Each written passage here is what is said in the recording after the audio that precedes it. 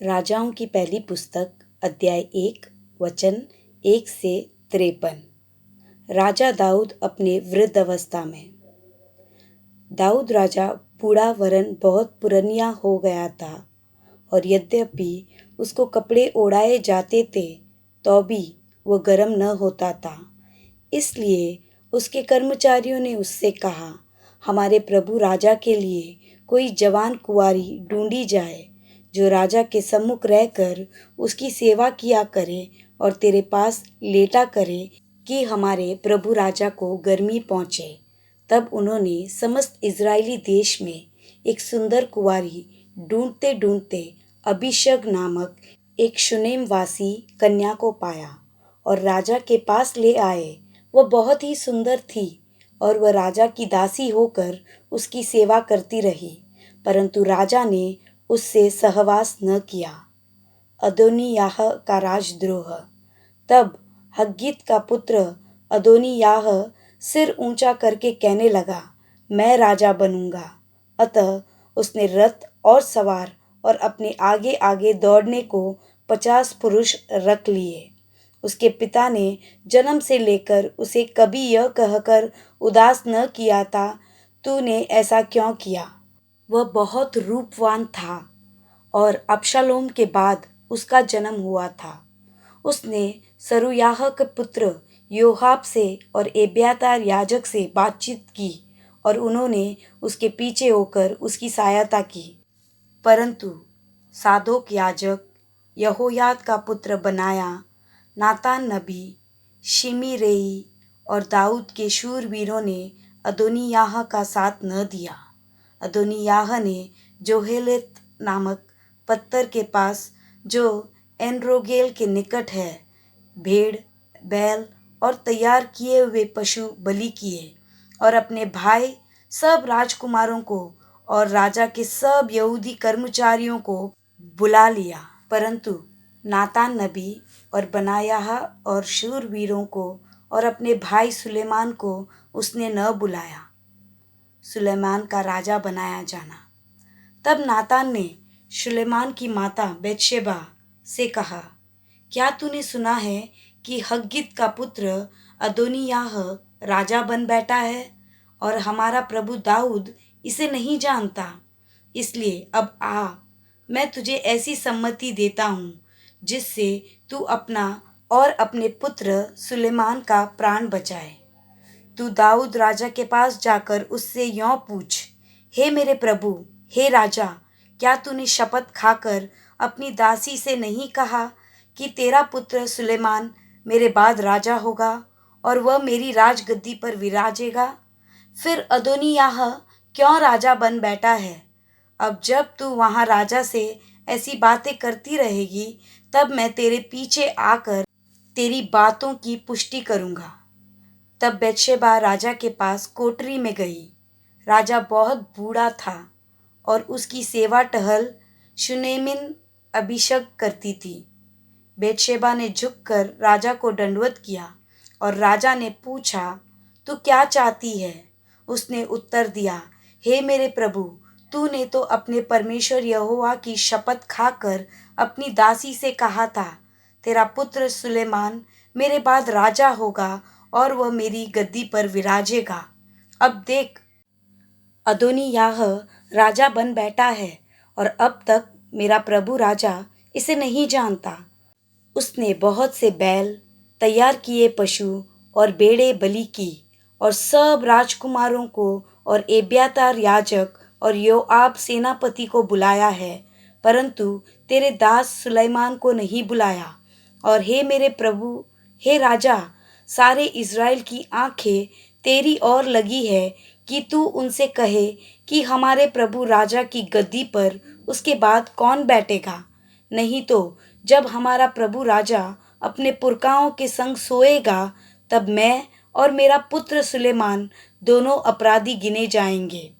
यों बतशेबा राजा से बातें कर ही रही थी कि नातान नबी भी आ गया और राजा से कहा गया, नातान नबी हाजिर है। तब वह राजा के सम्मुख आया और मुंह के बल गिरकर राजा को दंडवत किया।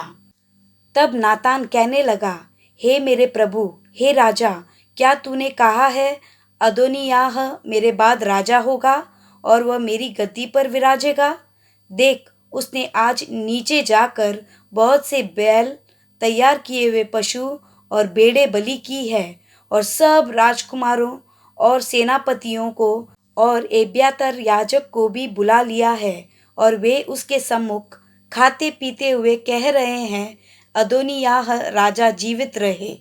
परंतु मुझे, तेरे दास को और सादोक याजक और यहोयादा का पुत्र बनाया और तेरे दास सुलैमान को उसने नहीं बुलाया। क्या यह मेरे प्रभु राजा की ओर से हुआ? तूने तो अपने दास को यह नहीं जताया है कि प्रभु राजा की गद्दी पर कौन उसके बाद विराजेगा। दाऊद राजा ने कहा, बेतशेबा को मेरे पास बुला लाओ। तब वह राजा के पास आकर उसके सामने खड़ी हुई। राजा ने शपथ खाकर कहा, यहोवा जो मेरा प्राण सब जोखिमों से बचाता आया है, उसके जीवन की शपथ, जैसे मैंने तुझसे इज़राइल के परमेश्वर यहोवा की शपथ खाकर कहा था, तेरा पुत्र सुलेमान मेरे बाद राजा होगा और मेरे बदले मेरी गद्दी पर विराजेगा, वैसा ही मैं निश्चय आज के दिन करूँगा। तब बेतशेबा ने भूमि पर मुंह के बल गिरकर राजा को दंडवत करके कहा, मेरा प्रभु राजा दाऊद सदा तक जीवित रहे। तब दाऊद राजा ने कहा, मेरे पास सदोक याजक, नातान नबी, यहोयादा का पुत्र बनाया को बुला लाओ। अतः वे राजा के सामने आए। राजा ने उनसे कहा, अपने प्रभु के कर्मचारियों को साथ लेकर मेरे पुत्र सुलेमान को मेरे निज खच्चर पर चढ़ाओ और गीहोन को ले जाओ और वहाँ सादोक याजक और नातान नबी इज़राइल का राजा होने को उसका अभिषेक करे। तब तुम सब नरसिंगा फूंक कर कहना, राजा सुलेमान जीवित रहे, और तुम उसके पीछे पीछे इधर आना और वह आकर मेरे सिंहासन पर विराजे, क्योंकि मेरे बदले में वही राजा होगा और उसी को मैंने इज़राइल और यहूदा का प्रधान होने को ठहराया है। तब यहोयादा का पुत्र बनाया ने कहा, आमीन। मेरे प्रभु राजा का परमेश्वर यहोवा भी ऐसा ही कहे।